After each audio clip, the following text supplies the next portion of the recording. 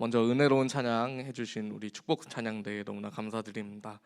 우물가의 여인이라는 찬양은 제가 학부 대학원 생일 때 아마 나왔던 것 같은데 그때도 그 가사로 인해서 굉장한 은혜를 받았던 것 같습니다. 예, 막 엄청난 과거는 아니고 다시 또 그 일이 새록새록 떠오르는 것 같습니다. 네, 2019년 말에 전 세계적으로 어떤 질병이 퍼지기 시작합니다. 2019년 말이면은 어떤 질병이 세계적으로 좀 퍼졌을까요? 네, 코로나가 많은 사람들을 감염시키면서 결국 이제 여러 사람이 모이는 모임들이 금지되기 시작합니다. 저도 2019년 말에 왔거든요, 승희교회를.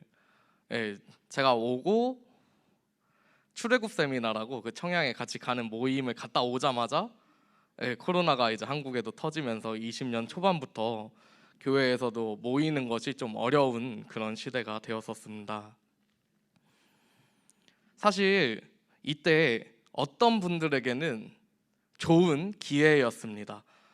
교회에서 모이지 말라고? 많은 사람들이 모이지 말라고? 이거 엄청난 기회인데 왜 기회였을까요? 평소에 예배 나오는 게 귀찮았던 거죠. 네. 여기까지 오는 게 너무 힘들었던 겁니다. 버스 타고 걸어서 오는 게 너무 힘들었고 교회에서 맡은 게 너무 많기 때문에 교회 좀 쉬고 싶다 라는 생각이 있었는데 마땅한 그런 뭔가 조건이 없었습니다. 그런데 이 코로나는 그 사람들에게는 완벽한 조건이었습니다. 너무 좋다. 집에서 놀면서 온라인으로 그냥 누워서 밥 먹으면서 예배 드릴 수 있으니까 너무 좋은 거예요. 근데 어떤 사람들에게는 최악의 시간이었습니다. 교회에 함께 나와서 예배하고 싶은데 예배하지 못하게 하니까 어떻게든 예배하고 싶은데 하지 못해서 속상하고 기도의 자리를 잃어버린 그런 어두운 시간을 보냈습니다. 예배를 귀찮아했던 이들은 코로나가 끝나고 다시 돌아오셨을까요? 정말 안타깝게도 많은 성도들이 교회를 떠났습니다. 코로나 이후로 교회의 평균 인원 출석 집계를 해본 결과 많은 대부분의 교회들이 코로나 이전보다 이미 사람이 평균적으로 더 줄었다라는 결과가 나왔습니다. 그 기간 동안 이 예배가 너무 귀찮아서 더 이상 나가기 싫었던 그들은 교회를 쉽게 떠났습니다. 그 여파가 지금까지도 계속해서 이어지고 있습니다. 더 이상 새신자들은 늘어나지 않고 있고 교회에서 교회로 이동하는 그냥 수평적인 구조만 계속해서 반복적으로 일어나고 있습니다. 그런데 이 코로나가 끝나고 교회에서 다시 예배로서 모이게 되었을 때, 그 처음 예배당에 들어오셨을 때 그 기쁨을 성도님들 기억하십니까? 문이 굳게 잠겨 있었습니다. 예배당에 들어가고 싶어도 들어가지 못했습니다. 그런데 뉴스에서 이제 더 이상 안 모여도 큰일 나지 않습니다. 이제 모여도 됩니다 라고 했을 때 교회가 열렸고, 딱 예배가 처음 시작했을 때 이 예배당에 들어오셨을 때의 그 마음을 기억하십니까? 성도님들 어떠셨습니까? 좋으셨습니까? 대부분의 사람들은 또 시작이네, 귀찮다, 또 여성교회 모여야 되네, 또 남성교회 뭐 맡아야 되네, 또 예배 지긋지긋하게 매일매일 여기 와서 드려야 되네 라고 생각했습니다. 그리고 그들은 교회를 떠났습니다. 지금 이 자리에 남아있는 성도님들은 적어도 예배를 귀찮아하지 않고 정말 즐거움으로 예배를 사모하기 때문에 이 자리에 남아 계신 줄 믿습니다. 오늘 에스라서의 이 말씀은 무너진 이스라엘을 다시 한번 건축해 나가는, 다시 한번 세워나가는 말씀의 이야기입니다. 오늘 아침 새벽에는 예레미야 말씀 가운데 하나님이 여러분을 멸망시킬 것입니다 라는 말씀으로 함께 말씀을 나눴습니다. 그런데 하나님은 우리를 너무나 사랑하셔서 멸망에서 끝나는 것이 아니라 그 이스라엘, 무너진 이스라엘을 다시 한번 회복시키실 것을 약속하셨습니다. 그리고 오늘 이 본문에서는 무너졌던 성전이 다시 한번 세워지는 그러한 장면을 보여주고 있습니다. 이 무너진 성전, 이들에게는 어떤 의미가 있었을까요? 이스라엘 백성들은 왜 성전을 먼저 재건을 했어야 할까요? 이들이 아무것도 없는 그 빈 땅 이스라엘에 돌아갔을 때 성벽이 무너져 있었고요, 성전이 무너져 있었고요, 자기들 거할 집이 없었습니다. 이 아무것도 없는 빈 땅에 갔을 때 이 백성들이 가장 먼저 시작해야 되는 것은 무엇일까요? 당장 자기 자신이 먹고 잘 수 있는 집을 세우는 게 우선입니다. 이 세상적인 기준으로는요. 그 성벽을 먼저 쌓는 게 내가 보호받을 수 있는 기준입니다. 이 세상의 기준으로는요. 그런데 이들은 다 먼저 하지 않았습니다. 성벽이 무너진 그 상태로, 집이 없는 그 상태로 이들은 성전을 먼저 세우기 시작합니다. 이들에게는 하나님을 예배하는 이 장소가 가장 중요했습니다. 그런데 이 과정이 사실 순탄치 않았습니다. 이들이 성전을 세워 나가면서 벽돌을 하나하나 이렇게 쌓아가고 있는데 어느 날 갑자기 어떤 한 무리들이 찾아옵니다. 당시 이제 공무원 같은 역할을 하는 분들이 와서 이렇게 말합니다. 너네 이거 허락받은 일이야? 이 벽돌 세우는 거, 여기 성전 건축하는 거 너네 누구한테 허락받았어? 그러면서 이 성전 재건에 대한 일들이 멈추게 됩니다. 얼마나 이 기간 동안 멈춰 있었을까요? 성전 재건은 계속 그냥 벽돌 쌓으면서 하면 되는 거였는데 이들의 방해로 인해서 이 성전 재건은 16년 동안 멈추게 됩니다. 이스라엘 백성들은 16년 동안 하나님의 성전 안에서 하나님을 예배하지 못했습니다. 그런데 이 16년이 지나서 결국엔 오늘 본문에는 그 성전이 완성되는 그 이야기가 담겨져 있습니다. 이 16년 동안 예배당이 없었습니다. 16년 동안 예배당이 없었는데 지어졌을 때, 그곳에서 첫 예배를 드릴 때 그들의 마음은 어떠했을까요?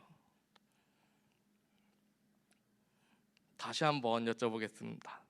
코로나가 끝나고 이 예배당에 들어오셨을 때 어떤 기분으로 들어오셨습니까? 어떤 마음으로 예배하셨습니까?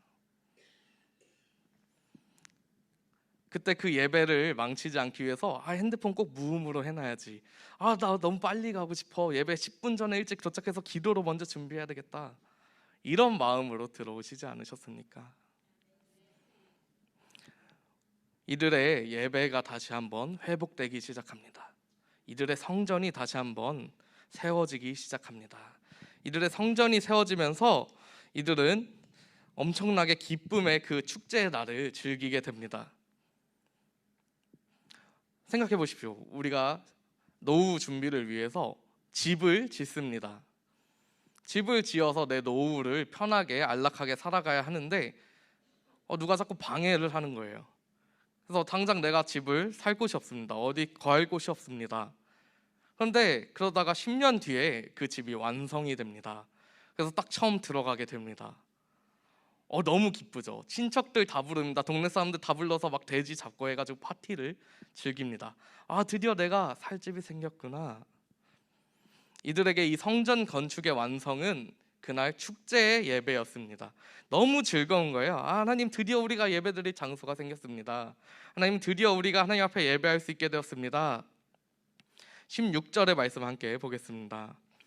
이스라엘 자손과 제사장들과 레위 사람들과 기타 사로잡혔던 자의 자손이 즐거이 하나님의 성전 봉헌식을 행하니, 이 축제 잔치의 날에는 빠진 사람이 아무도 없습니다.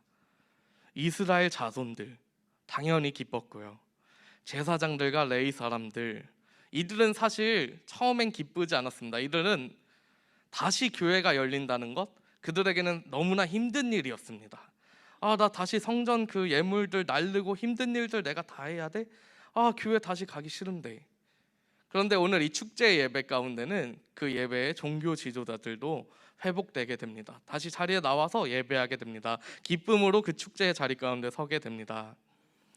더 나아가서 기타 사로잡혔던 자의 자손, 이들은 정말 특이한 케이스입니다. 이들은 예루살렘의 영광을 모르는 세대입니다. 잡혀갔던 그 포로 백성들이 그 땅에서 나왔던 백성들, 예루살렘, 이스라엘을 전혀 모르는 그 자손들입니다. 그런데 이들이 돌아와서 함께 기뻐했다는 것입니다. 와, 드디어 예배가 회복됐구나. 이게 우리 선조들이 드리던 예배였구나. 정말 감사하게도 지난 수요일에 우리 교회에서 위러브 찬양 집회가 있었습니다. 정말 아침 9시부터 줄이 짝 서서 많은 학생들이, 많은 청년들이 그 예배를 기다리면서 서 있는 모습을 봤는데, 아직 이 땅에 소망이 있구나라는 것을 많이 느꼈습니다. 근데 만약에 그 아이들이 똑같은 날이었고 그날 위러브가 오는 것이 아니고 단지 그냥 수요 예배, 수요 오전 예배만 있었다면 그렇게 그들이 서 있었을까요? 그 시간에 애들은 일어나지도 않았습니다. 우리는 뭔가 다음 세대 하면서도 그들에게 기쁨의 예배를 전해주고 있지 않습니다. 우리의 예배는 언제부턴가 형식적이 되었고 전혀 즐거운 예배가 되지 않고 있습니다. 예배 가운데 나오는 사람들의 표정이, 성도들의 표정이 그렇게 밝지 않습니다. 말씀 듣고 나가는 성도들의 표정이 그렇게 환하지만은 않습니다. 이 세상을 살아가는 성도들의 삶이 그렇게 모범적이지는 않습니다. 다음 세대들은 그 모습을 보면서 소망을 잃어가는 겁니다. 교회 다녀도 똑같네. 예배가 저렇게 즐겁지 않은데 뭐하러 가지? 그 시간에 차라리 공부나 해야 되겠다. 그냥 우리 부모님 말하는 공무원 준비나 해야 되겠다. 그 기준을 우리는 너무 잘못 심어주고 있습니다. 하지만 이 성전의 건축으로 인해서 결국엔 이스라엘 공동체가 회복되기 시작합니다. 무너졌던 그 성전이 세워지면서 예배가 회복되면서 이 이스라엘 공동체 전체가 회복되기 시작합니다. 이 회복의 시작은 그 공동체 모두에게서 일어나기 시작합니다. 다음 세대, 그리고 기존 세대, 그리고 목회자들까지도 그 안에서 회복의 시작이 일어나기 시작합니다. 그리고 이들은 이 예배의 회복을 통해서 자신들의 정체성을 찾습니다. 19절의 말씀에 이렇게 기록되어 있습니다. 사로잡혔던 자의 자손이 첫째 달 14일에 유월절을 지키되. 이 유월절은 이스라엘 공동체의 중요한 그러한 정체성입니다. 하나님이 우리를 구원하셨다, 그 의미가 담겨 있는 이스라엘 공동체의 중요한 정체성입니다. 이들은 사로잡혔을 때 예배가 없었고 유월절을 지키지 않았습니다. 하나님이 우리에게 행하신 그 일들을 기억하지 않았습니다. 그러나 이들이 예배가 다시 한번 회복되었을 때 이들은 자신들의 정체성을 회복하기 시작합니다. 그 정체성의 시작, 유월절입니다. 누구로부터 구원받은 백성인지, 누가 우리의 주인인지, 누가 우리의 구원자인지, 그들의 정체성은 이 유월절을 통해서 확립이 되어집니다. 이 정체성이 회복되면서 이 이스라엘 백성들은 하나님 앞에 다시 한번 구분된 백성으로 나아가게 됩니다. 사랑하는 성도 여러분, 과연 우리는 즐거움으로 예배하고 있으십니까? 매주 드려지는 이 반복되는 이 예배를 정말 기쁨으로 드리고 있으십니까? 매일 매순간 삶의 예배를 하나님 앞에 즐거이 드리고 있으십니까? 저희가 매주 외칩니다. 회복을 넘어 승리하는 교회. 저희는 먼저 회복되어야 합니다. 우리의 무너졌던 예배의 공간들이, 무너졌던 예배의 시간들이 이제는 회복되어야 합니다. 성도님들 기억하실 겁니다. 우리 기도 소리가 멈추지 않았던 기도실, 지금은 기도하러 가십니까? 성전에서 기도 소리가 멈추지 않았습니다. 지금은 기도하러 오십니까? 예배를 정말 즐거이 나오셨습니다. 근데 지금은 예배 시간에 딱 맞춰서 오시지는 않으십니까? 예배를 너무 가볍게 그리고 그저 형식적으로 드리고 있으시지는 않으십니까? 항상 다음 세대에 대해서 이야기를 먼저 합니다. 그러나 다음 세대가 바로 서기 위해서는 지금 이 세대가 바로 서야 됩니다. 지금 이 세대가 회복돼야, 지금 이 세대가 예배로서 다시 한번 일어나야 다음 세대가 바로 설 수 있다는 것입니다. 우리 교회 다음 세대에게 기도하는 모습을 보여주십시오. 예배하는 모습을 보여주십시오. 하나님 앞에 기쁨으로 즐거이 예배하는 그 모습을 보여주십시오. 그것이 오늘 하나님이 우리에게 원하시는 예배자의 모습입니다. 하나님은 오늘도 이 시간에도 즐거움으로 예배하는 그 한 사람을 찾고 있으십니다. 그리고 그리스도인으로서의 정체성을 가지고 살아가는 그 한 사람을 찾고 있으십니다. 그 정체성을 가지고 있는 사람이 여기 모인 한 사람 한 사람, 한 성도 한 성도가 되기를 간절히 소망합니다. 더 나아가서 우리가 함께 기도하며 나아갈 때 그 기도의 자리를 지키시고 그 예배의 자리를 지키시는 그러한 공동체가, 그러한 우리 숭이 교회가 되기를 간절히 소망합니다.